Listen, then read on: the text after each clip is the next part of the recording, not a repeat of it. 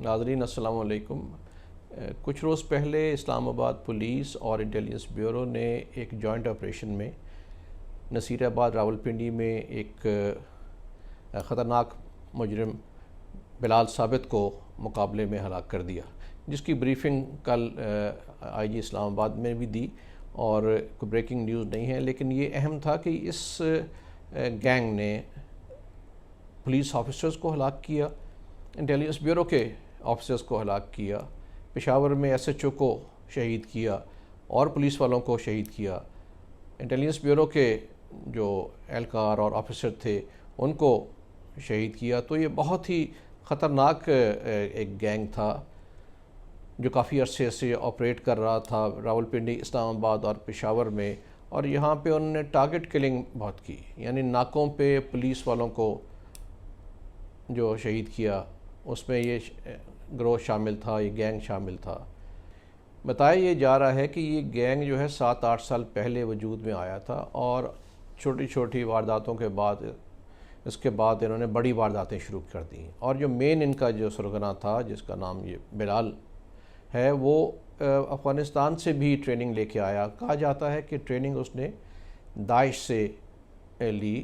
یعنی جو Islamic state ان خراسان جس کو کہتے ہیں ISKP، وہاں سے ٹریننگ لی اور یہاں پہ آ کے یہ کارروائی کر رہے تھے۔ تو ایک بڑا یہ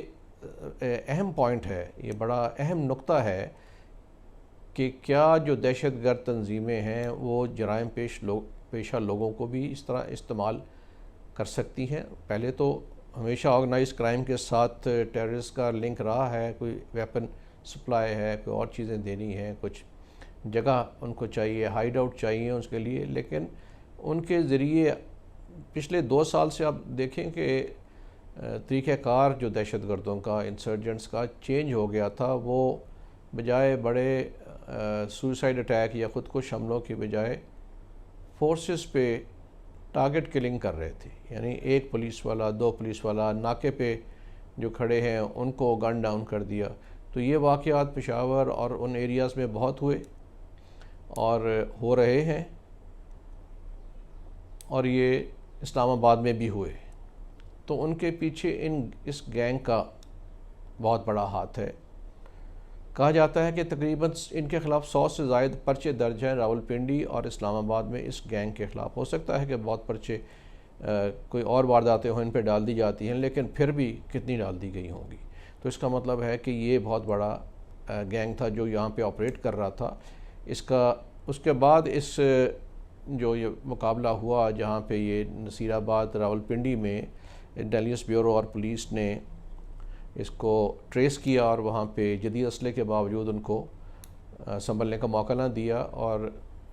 ہلاک کر دیا۔ اس کے بعد کہا یہ جاتا ہے کہ ان کا ایک اور ممبر جو شاید اس کا بھائی بھی تھا، یاسر، اس کو بھی 2 روز پہلے ایک مقابلے میں مار دیا گیا۔ تو اس سے یہ کافی حد تک گینگ کی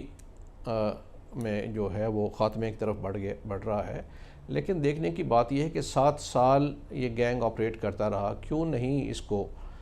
قابو کیا گیا، کیوں نہیں اس کو کنٹرول کیا گیا؟ کیا اس کو نااہلی سمجھا جائے؟ اس موقع پہ جب یہ کامیابی ملی ہے تو اس پہ یہ بھی سوچنے کی بات ہے کہ 7 سال یہاں پہ دہشت کی علامت بنے رہے تو کیوں نہیں روک سکے؟ کیا یہ پولیس کی نااہلی تھی یا خوف تھا؟ کیونکہ کہا جاتا ہے کہ وہ پولیس کو بھی دھمکی دیتا رہتا تھا اور ان کو فیملی کو مارنے کی دھمکی بھی دیتا رہا تھا، جس سے خوف پیدا ہوتا تھا۔ تو اگر خوف پیدا ہو رہا ہے تو محکمے کو دیکھنا چاہیے کہ کیسے ان کا خوف دور کیا جائے، اعتماد پیدا کیا جائے اور تحفظ دیا جائے، تاکہ وہ اپنا جو کام ہے مجرمان کے خلاف بلا خوف کر سکیں۔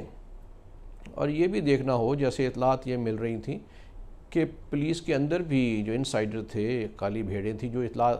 دیتی تھیں اس کو۔ ایک جو بات سننے میں یہ آئی کہ اس نے ایک دفعہ پولیس چیف کو جو تھا اس کو کہا کہ میں آپ تک پہنچوں گا اور آپ کو ساتھ تصویر کھنچواؤں گا، اور اس نے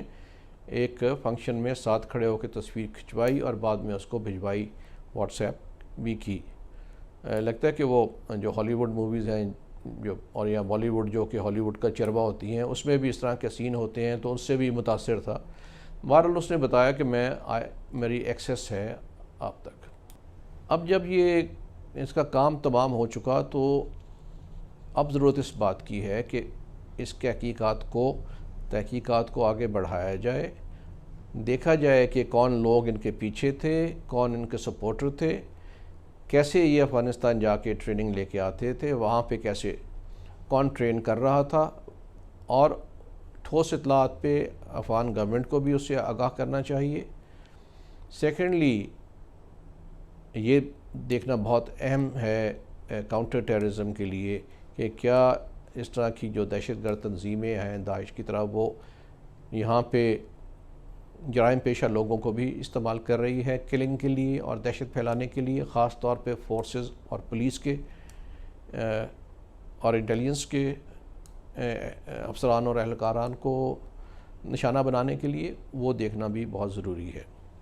اور میں تو یہ کہوں گا کہ اس کو ایک کیس سٹڈی بننا چاہیے تاکہ پولیس اور آئی بی کے محکموں میں یہ چیز موجود ہو، جو لیسنز لرنڈ ہیں، جو سبق سیکھے گئے ہیں، وہ آنے والے انویسٹیگیٹرز کو بھی معلوم ہو، ورنہ یہ بات جب جو لوگ آپریٹ کر رہے ہیں ٹرانسفر ہوتے ہیں، ریٹائر ہوتے ہیں، تو وہ ختم ہو جاتا ہے۔ تو یہ کیس سٹڈی وہاں موجود ہو، بلکہ پولیس اور آئی بی کی اکیڈمی میں ان کو رکھا جائے کیس سٹڈی کو، تاکہ وہاں پہ بھی پڑھایا جائے۔ لیکن جیسے میں نے پہلے کہا، سب سے اہم بات یہ ہے کہ اس بات کی تحقیق کرنا ضروری ہے کہ 7 سال یہ کیسے 3-4 بڑے شہروں میں، راولپنڈی، اسلام آباد، پشاور اور 1-2 شہروں میں 7 سال بلا روک ٹوک آپریٹ کرتے رہے، موومنٹ رہی۔ کہا جاتا ہے کہ وہ کیولکیڈ میں موو کرتا تھا، آگے درمیان میں اپنی گاڑی اور آگے پیچھے 2 گاڑیاں، حفاظتی گاڑیاں۔ کیسے ہوتا رہا، کون لوگ اس کے پیچھے ہیں، یہ معلوم کرنا بہت ضروری ہے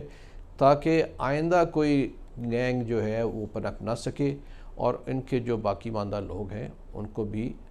ختم کیا جا سکے۔ شکریہ۔